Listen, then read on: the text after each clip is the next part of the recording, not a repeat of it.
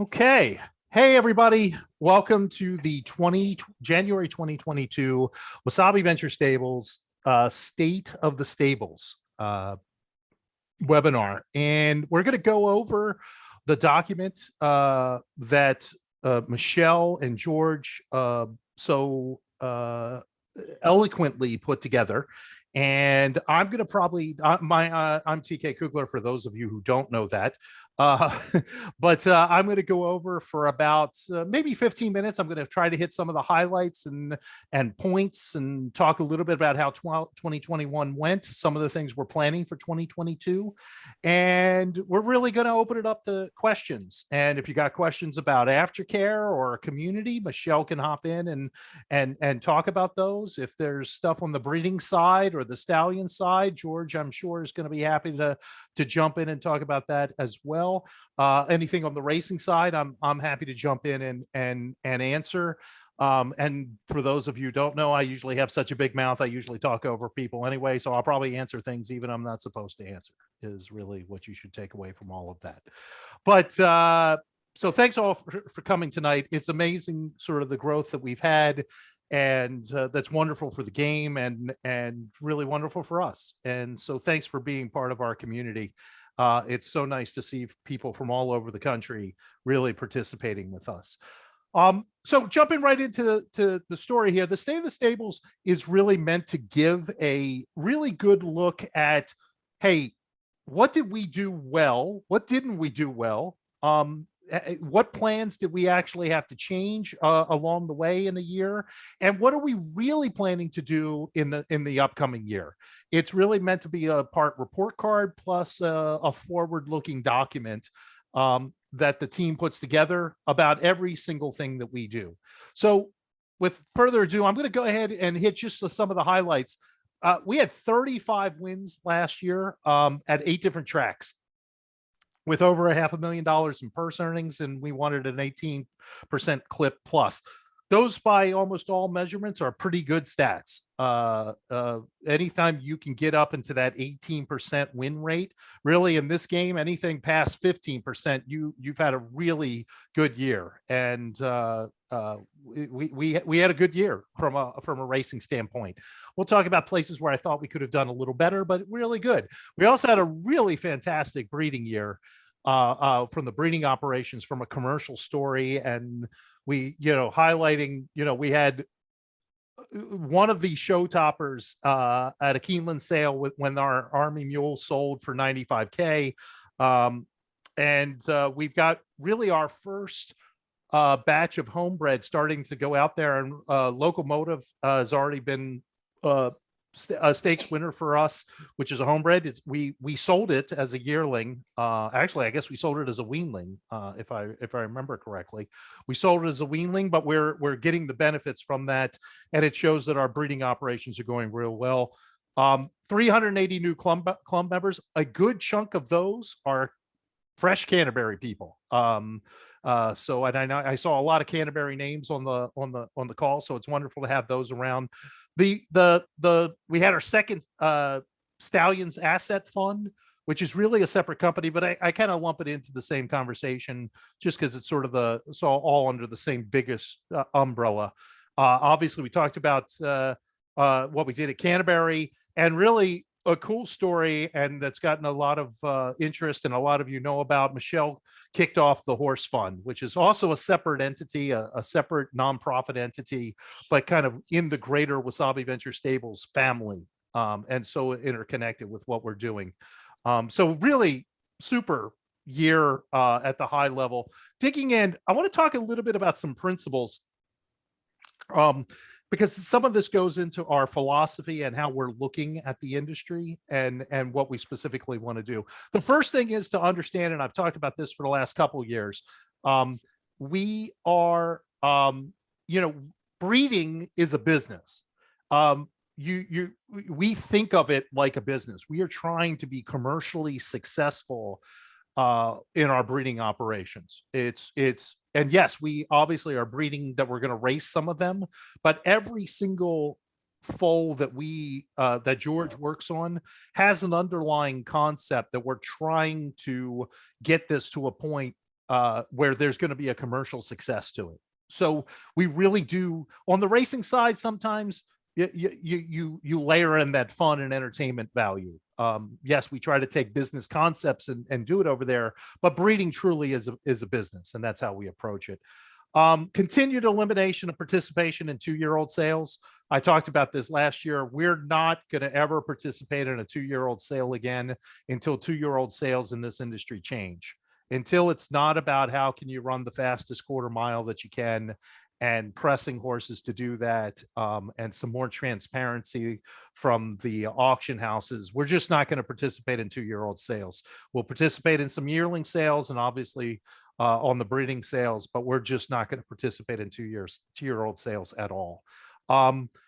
This third point is a really key one for us, because it's one of these times where we're letting the power of our community speak. And the fact is that we're going to go to tracks and we're going to support jurisdictions that we want to support because we think they're doing a good job.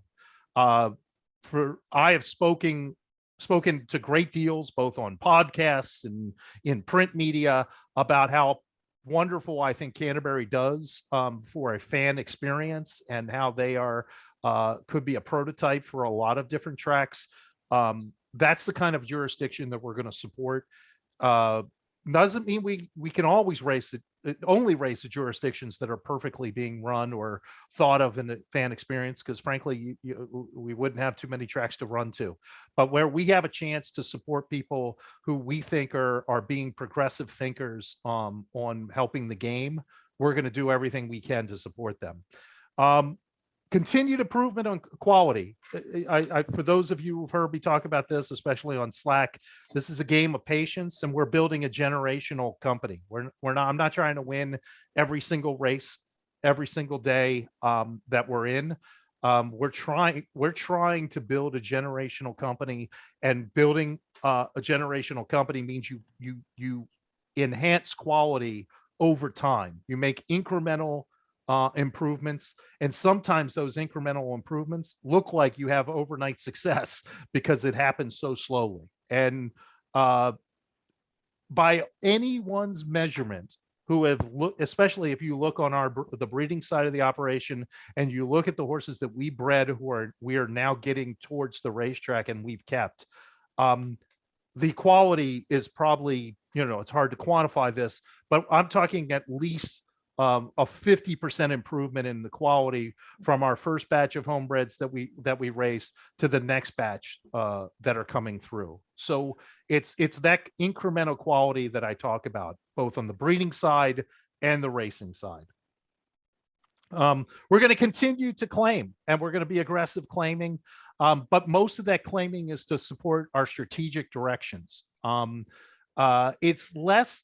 When we first were starting as a claiming operation, I would say a good chunk of our claiming was for what I would call straight action.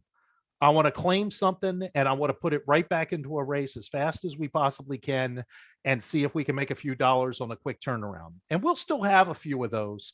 But generally speaking, when we're claiming a horse today, we're thinking about how we can strategically use this horse down the road. That could be on a breeding side, but it could also be on the racing side.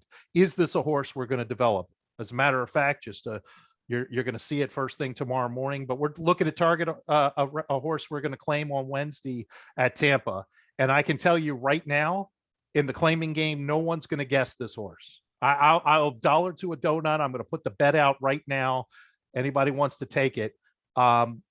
No one's going to guess this horse. Why? Because if you look at it on paper, it looks terrible, but strategically, we think we can improve this horse, and it's a horse that we really think we can improve over time. And that's when I talk about supporting a strategic direction. That's what we're talking about.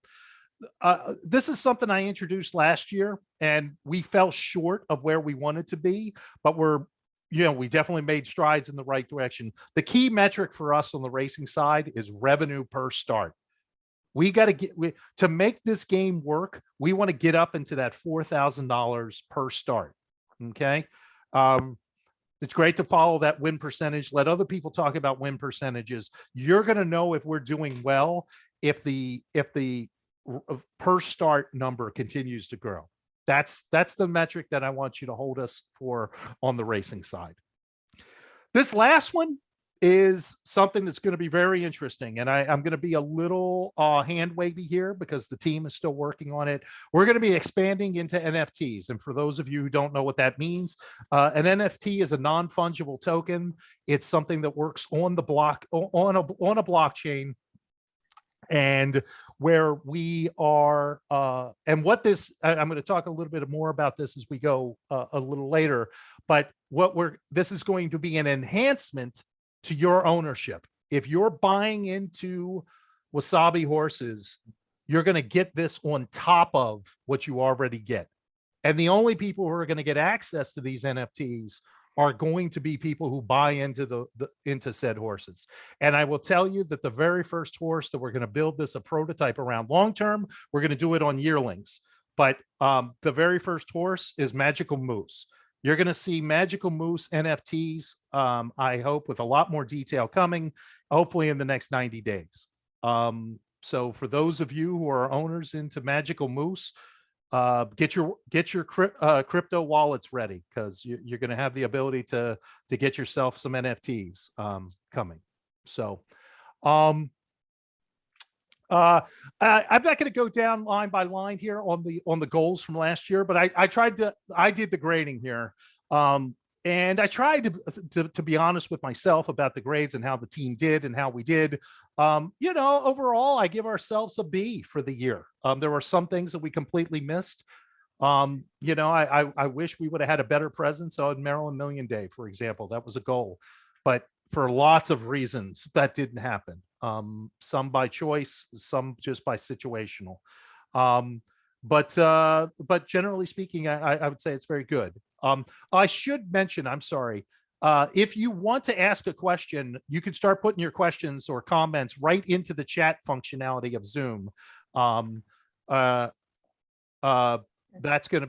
a place where you're going to be able to get to. So if you have any questions, throw them up there. I'll get to the questions over time. 2022 goals. I did want to talk about this. We're looking for 50 wins this year. So that's 15 more than we had this year. We've gotten off to a little bit of a slow start in January.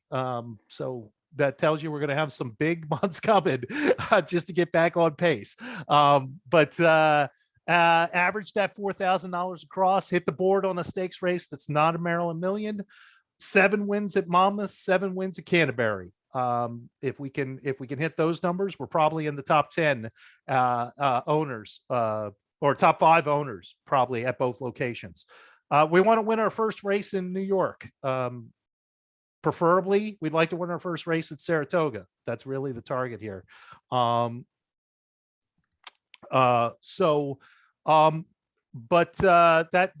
our targets. 250 new club members. So, and that'll just happen really through osmosis, I believe. Like to get a win on Maryland Million Day. So I know we have a lot of Maryland folks. We're hoping to get back to Maryland. I'm hoping a few of our Maryland breds fall right into these opportunities on Maryland Million Day. We're going to do our third fun at Stallions, over at Stallions, for those of you who are interested in them. And get that up to a $750,000 fund, so a little bit of increase. And we're looking for $100,000 in revenue from the breeding operations. George seems to think that that's going to be not a problem. Holding them to that. So when I do the grading next year, we give George a D. You'll know why. So it's you know who to blame. So it's just some strategic initiatives. I already talked about this. Being in the top 5 owner on both Canterbury and Monmouth is a goal. Return to active racing in Maryland. I know lots of you on here are Maryland folks. Lots of people in our club are Maryland folks. It's still by far the largest state that we have as far as club members. And we haven't raced in Maryland very much. And I've talked at nauseum on why we haven't. You guys know why we haven't raced in Maryland very much. But I'm hoping that changes this year. I was actually talking to a Maryland trainer today just to get their thoughts on how things are going there and what their plans are. I think you're going to see us back there in the summer. Really, I think as our horses come up from Florida, you're going to see some that are shipping down to run in Maryland races down there just because they're Maryland breds, and you're going to see some of that. Plus, we have a whole bunch of yearlings coming in who or 2-year-olds now who are coming in, and some of those are going to run in Maryland races as well. So, we're going to once again expand the marketing on the Stallions Fund on number 3, and our first yearling NFTs in 2022. Those are some of the big goals that we're looking to have happen this year, and some of the strategic initiatives that are probably big and interesting. Obviously, we do lots of other things, and Michelle, for example, talked a lot in the community section about things that we do all year round, and she does such a wonderful job, keeping people engaged, everything from the way we do our naming process to all the special days like the Slick William Day and the like that we do. If you haven't read the document, I hope you get a chance to jump in and start to consume some of this, because there's a lot of meat here, one level down, that be interesting for you to absorb. So let me jump into questions. So once again, start firing off questions, if anything that you might have. The first 2 are around the NFTs. So Colin, no, well, let me say this. Yes, you'll be able to buy in and get NFTs for Magical Moose if a Magical Moose owner decides that they want to sell their NFT. NFTs are specifically only going to be offered to existing owners. If you own it, you're going to get a chance to get your NFTs, and then you can do what you want with them. You want to sell them on the open market and make money for it. We're going to talk a lot more about the benefits and what they are. But for the simplicity's sake, think of these as baseball cards that are digital and that come with some extra benefits. But for those of you who don't understand what an NFT might be, Janine, yes, we're gonna probably do a webinar and kick off on these to explain how they work, so people can get their arms around it a little bit. George Clarence asked a question. I'll let you jump in and talk about it, because this all happened just really very recently on the Blofeld Colt. Yeah, the Blofeld campaign vows filly just turned 2 this month.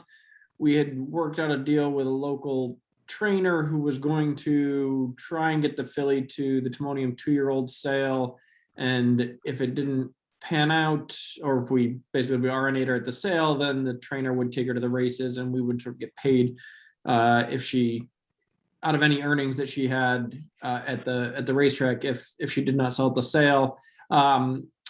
And the filly came up a little bit sore and just physically does not look like she's going to be the type who will be ready for a 2-year-old sale. And the trainer had a little bit less patience than we would have hoped to sort of take her to the races later. So we agreed to take the filly back and find a new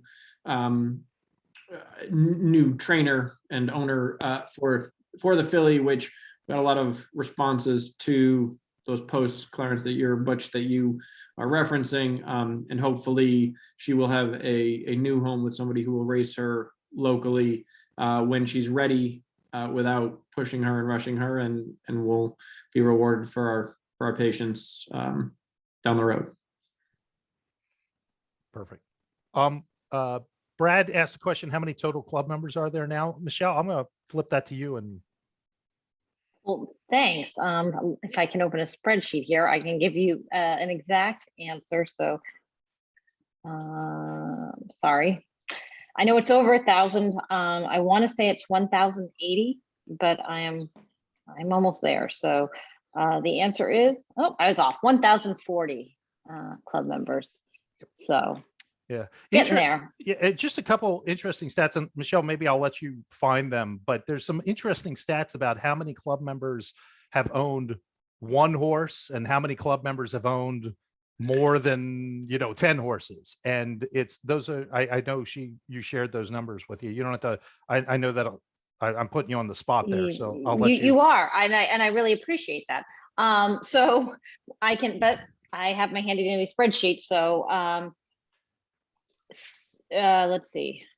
And so these numbers, I have to say there's a little bit of haziness to them because the way our system and our technology counts ownership, if you only owned in the Canterbury package, you look like you own 0 horses because packages are counted separately than individual horses.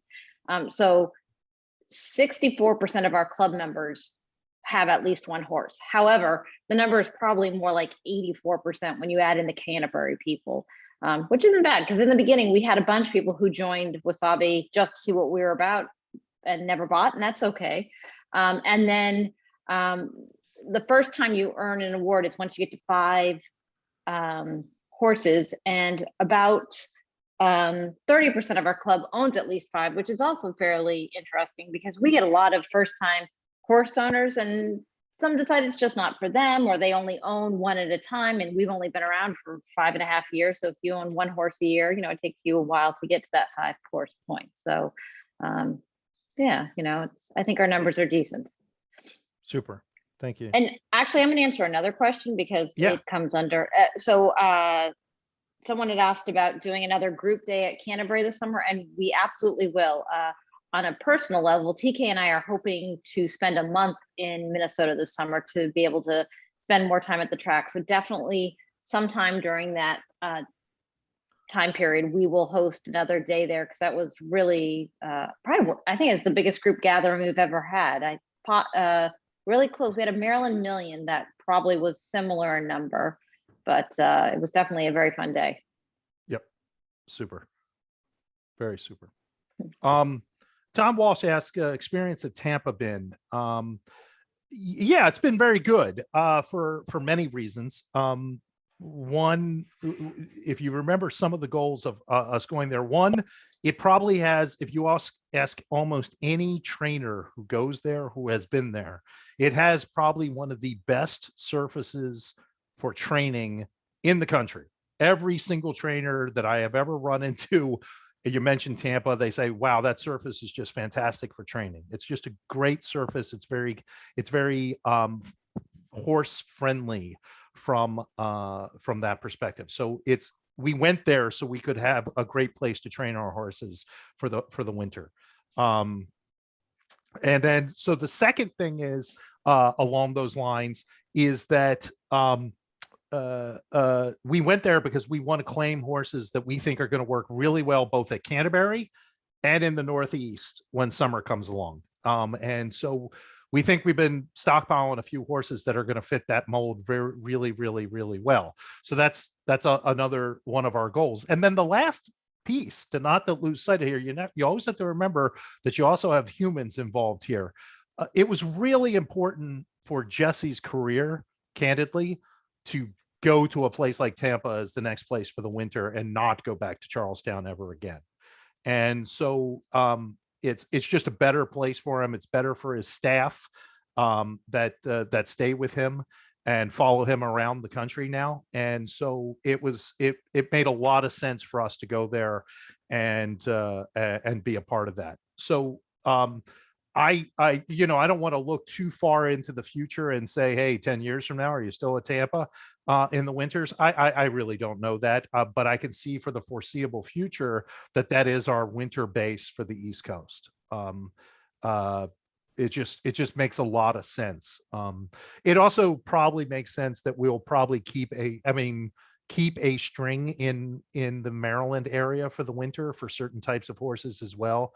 If you look at sort of long term, what's coming up the pipe. So I think some of that you're going to see. Hopefully that answered it. And as far as like support a positive model for the sport, I think they've done. I think Mrs. Thayer does a pretty good job, and her team does a pretty good job as tracks go.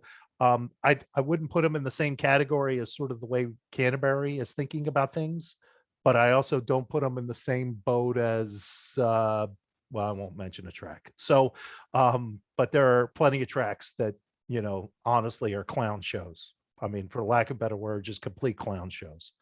And with those I try not to support. So so hopefully that helped, Don. What did not work out at Delta? Why did things not work out at Delta? Stephen answered that.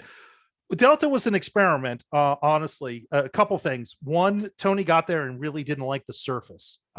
He messaged me fairly shortly after getting there that he's like, yeah, this is I don't love it here. And but we had committed a little bit, so we gave it a shot. So that and the horses that we had didn't necessarily work out real well there. We also once again, you have to look at the humans. For those that don't know, Tony's home and his family lives in Hot Springs, Arkansas. That's home. And so he was splitting his time because we asked him to split his time and go to Delta. And when it wasn't working, I had a conversation with him and said, hey, listen, it's going to make your life a lot easier if you're not splitting your time. And we're not having much success anyway. So let's pull the plug on this. And so we pulled the plug on Delta. It was an experiment. We tried something. We won't be back is the short answer. We'll have a different winter plan after Canterbury for horses coming out of there.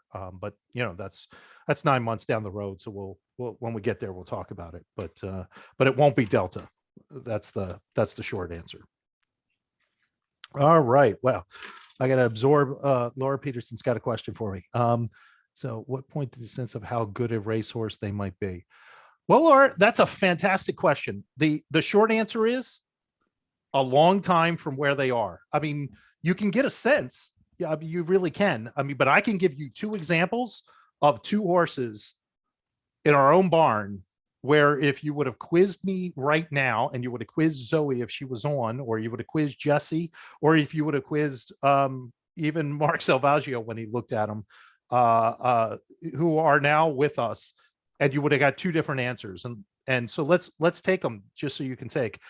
At this point in Lap of Luxury's career, we literally were trying to retire the horse. We were trying to find a way to get it retired and get it out of the barn because the general sense. I mean, to interrupt, I mean, I was literally reaching out to my OTTB connections, trying to see if they would take her as a yearling. She was yearling, or maybe she was early too, but go ahead, yeah. TK. Yeah. So, and now that's a horse that's 1, 2 out of 3 for us. And now has matured in a way that we think can continue to get all the way through its conditions. I mean, is it going to be a stakes horse? That's probably not the story, but on a turf, as a turf horse, I think it has a chance to be an allowance level horse. And that was a horse that we literally, every single person was thinking, boy, this probably isn't even going to get to a race. Let's go on to the opposite end of the extreme. Wow Factor was so well developed at this point where almost everybody who touched it said, boy, we got a real winner here. This one's going to be a good horse. And for lots of different reasons, that didn't pan out. So it's almost, this is why you can't go to a 2-year-old sale, which would be, a couple months from now, buy the horse that's got the fastest quarter mile and think it's going to work out and be a great horse. The statistics tell you it never works out, almost rarely works out. I mean, so rarely that you might as well just throw money into the wind and hope it sticks. So that's really the answer there. What I will say, the only thing I will say about this group of 2-year-olds that Zoe has right now is uniformly the grades are all higher on this group of 2-year-olds than the last group of 2-year-olds that she had. And just so we're clear, Magical Moose, who's done very well, Lap of Luxury was in that last bunch.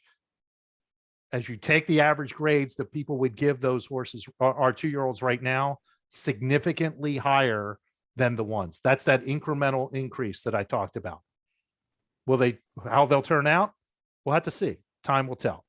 Nobody in this game actually knows. If you look at statistically, people who get paid a whole lot of money by really rich people to try to predict this aren't very good at predicting it. No, not to throw aspersions at bloodstock agents, George, but that's just the facts. I can jump in on the gelding. Yeah, question. Go ahead. Yeah, go ahead. Yes, please. And I always start with a quote from Alfred Vanderbilt of Sagamore Farm. who said if he had gelded every colt that he ever bred, he would only have been wrong once, which was he was referring to native dancer with that. So the sort of slightly longer answer is trainers always want to geld the male horses because there is no real benefit to still having their testicles. And in fact, it can cause attitude issues, concentration issues, and also physical issues, either because if both testicles aren't descended, they can be uncomfortable when the horse is exercising, or the testosterone causes, and like Malibu Moon colts were sort of notorious for this, it causes them to get so heavy bodied that it makes them or exacerbates unsoundness. So, and with a colt like one of the good guys, his pedigree is nice, but there aren't any. Well, I guess there's one son of Macho Uno at stud out there, and he won the Breeders' Cup Classic. So the chances that are, very nice Maryland bred Macho Uno was going to wind up with a stud career were, about so big. And again, it's one of those things. It would be great to be wrong about this, but on the other hand, a lot of cases with geldings, they only have success as racehorses because they are gelded. So if you had not gelded them, they wouldn't be good enough racehorses to warrant a stud career. Yep. Yeah. And in this case, it's not a mental issue. We're really just more thinking about the long-term physical, because actually one of the good guys is like a sweetheart right now. So it's not an attitude thing. It's more a long-term physical. And since the horse had to get a little bit of a break at this point anyway, it was just a timing thing that made a lot of sense for us to do it right now, when it was going to get a little past your time anyway. So that's really what it turned into. One more thing on the gelding, because a question may come up. The Magical Moose is not gelded. Where do you think you'll have to do that? He's still a colt, and honestly, he doesn't have much of an attitude problem. And Jesse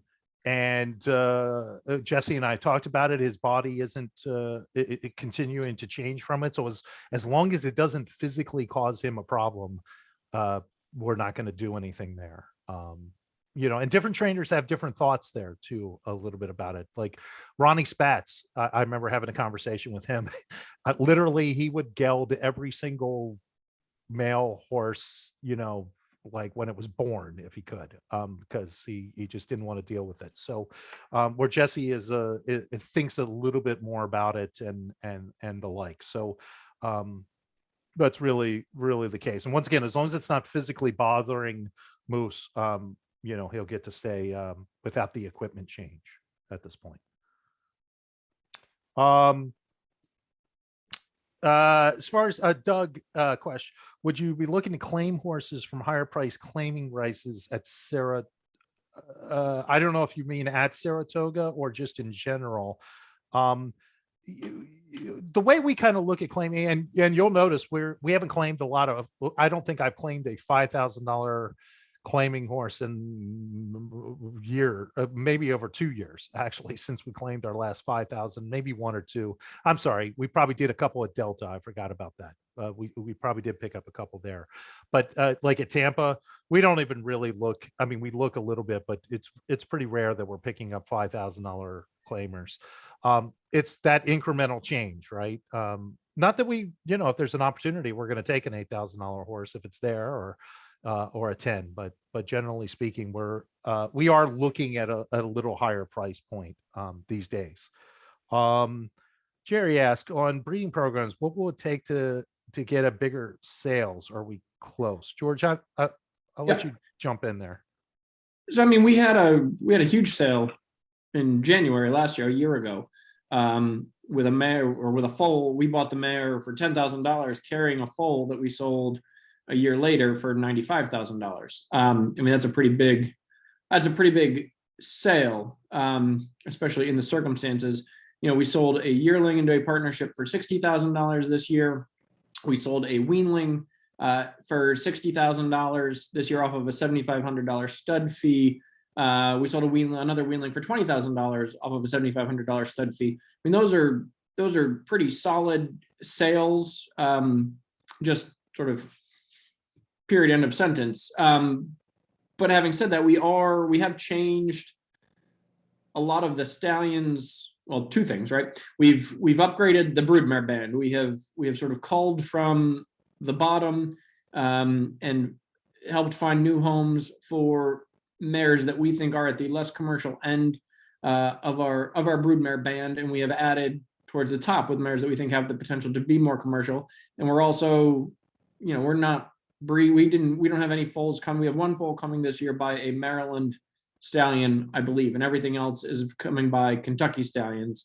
And that'll probably be the case again this coming year. We have a couple in New York also, which is a little different analysis because of the breeder program in New York is a little bit stronger than anywhere else in the country. But yes, we are upgrading the quality of mares and the stallions that we are breeding them to, in the hopes that results in bigger sales. But I think a thing that TK keeps trying to stress too is the best way to think about the breeding side of things is to think about them as a portfolio. There is never any guarantee with any single foal, and I don't mean that in the sort of individual foal offering. I just mean any foal out there.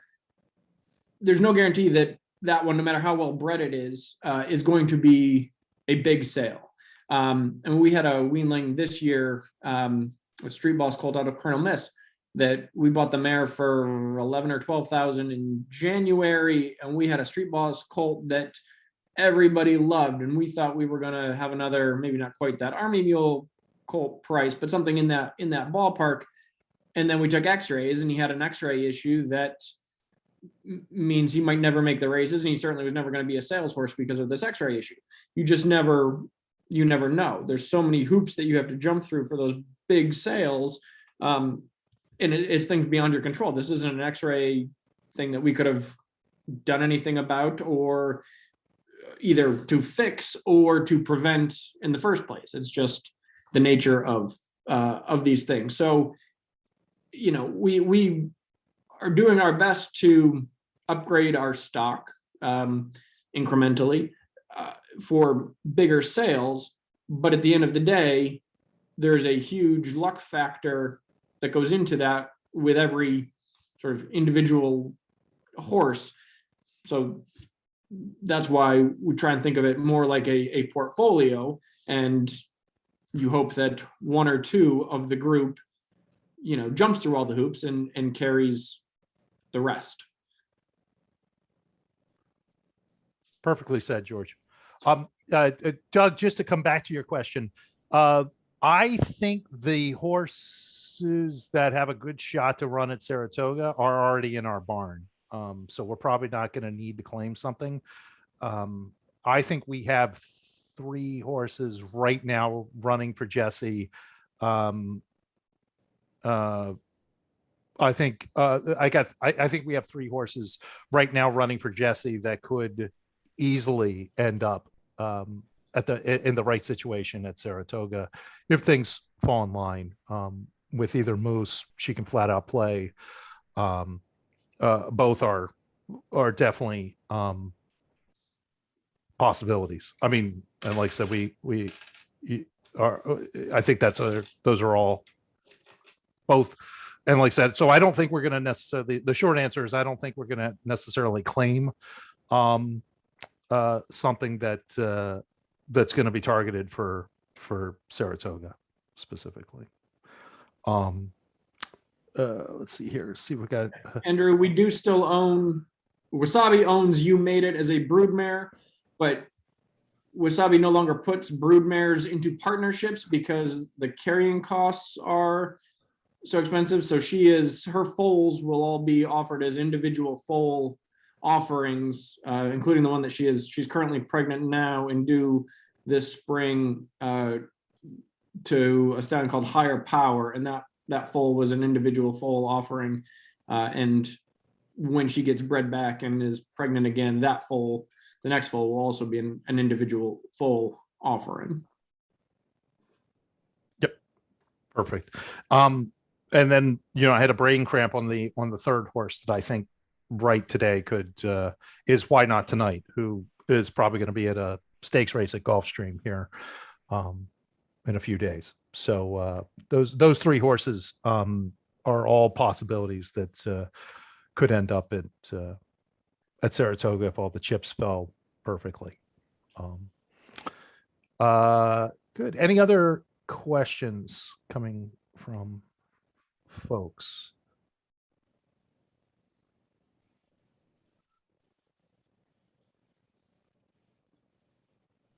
All right. Well, we'll give it a couple seconds. One other thing I guess I did want to mention, because it was a big stressing and there's a lot of people on it. We are going to have another Canterbury Park Club offering. Still working on the details, and how it might be structured. It's going to probably be structured a little different than it was last year, taking what we learned from it, try to do some things a little better. Still going to be the same concept at the highest level. But we're going to have an offering. I hope to have something out literally by February, at some point in February, so that people can start to get their arms around that and understand that. But the team is definitely thinking about it and working on that. And to clarify your statement, TK, that will just be information in February. The sales will probably start in March, correct? Yes, that's correct. Just so we don't have, Yes. Couple questions that came in, good ones actually. Is Monmouth still the planned preferred home base for Jesse in 2022 for the summer? It's funny you should ask. We were just literally talking about that today. There is some discussion that it may not be, but honestly, if I had to, as a betting man, which I do occasionally throw a few dollars at things, what I would say is that I am fairly confident that it'll be the base again in the summer, but I wouldn't want to bet every single dollar I have on that. And you might ask, well, why wouldn't it be? And the real reason is the cost of living at Monmouth and the cost of operating at Monmouth is punitive. Yes, the purses are higher, but the operation costs are literally punitive to be based at Monmouth. It costs, from an actual cost in our training day rate, is about 25% higher when we run at Monmouth than if we run other places in the Mid-Atlantic. Jesse's cost of living, for he and Grace to actually have a place to sleep at night, is about 4x what it would be at other places in the Mid-Atlantic, because it's Jersey Shore in the summer. And so all of these things have to go into a calculus when you're thinking about this. It's not, here's another one that you may not think about. Believe it or not, vet bills are 25% higher at Monmouth than they are any other track that we run at. Same vets, by the way, in some cases, the exact same vets we have other places who do it two places for us actually charge us more at Monmouth than they do at other places for the exact same treatments. So all of these things you have to sort of figure into the calculus of Monmouth. So maybe we run a lot at Monmouth, but we're not based there. All of these things we're kind of working through. Hopefully that makes sense. Clarence asked, with Jesse's success at Tampa, is he gaining other owners and horses? The short answer is yes, to some degree. I mean, I talked to an owner yesterday, but most people understand that Jesse is like a house trainer for us. And although Jesse occasionally will get a horse outside of us, people understand that 95% of his horses are ours. So as well as he has done, not as many people have picked up the phone and called him, and is the short answer. But that's racing. So let's see. Don Walsh, Delaware possible. Yes, Don, Delaware is possible. We actually talked about it today. It is central and possible. Maryland is possible. Not very probable, but possible. A private training track somewhere else in the mid-Atlantic is possible, probably not probable. But all of these things are possible and on the table at this point. Yeah, well, Canterbury will be a summer base for some percentage of our operations, but the East Coast will always also be a key base for sure. Just so you know, we talked. I didn't talk about this much. It's in the document, but we're going to pretty much keep Tony Rangsdorf as the only trainer we have at Canterbury. I've talked to him about that. He's going to basically become our key trainer in sort of that Canterbury situation. And my goal is to ship 10 horses north with him. Many of those will probably come from Tampa, Jesse claiming them and shipping them. And Tony and Jesse are actually going to start doing phone calls together in February to start planning some of that. So just one of those ways that you see our operations are a little different than some other places, because I can't imagine too many other owners can figure out a way to get two trainers to talk to each other, because they usually hate that. But we've been able to make it work as a team in many cases. So but yeah, so my goal is to really start with 10 horses at Canterbury when the Canterbury meet starts. That'll be the plan that we'll be shipping in. Cool. I don't think I missed any questions. So hopefully that covered a whole bunch of things. It's an exciting year for us in 2022. I'm hopeful that a lot of our initiatives really pay off, and I hope a lot of our success continues. Like I said, we can get some. We have a lot of runners right now that are very solid runners. We just got to get them into races and pick up some wins. Will be fantastic. So cool. Any last questions?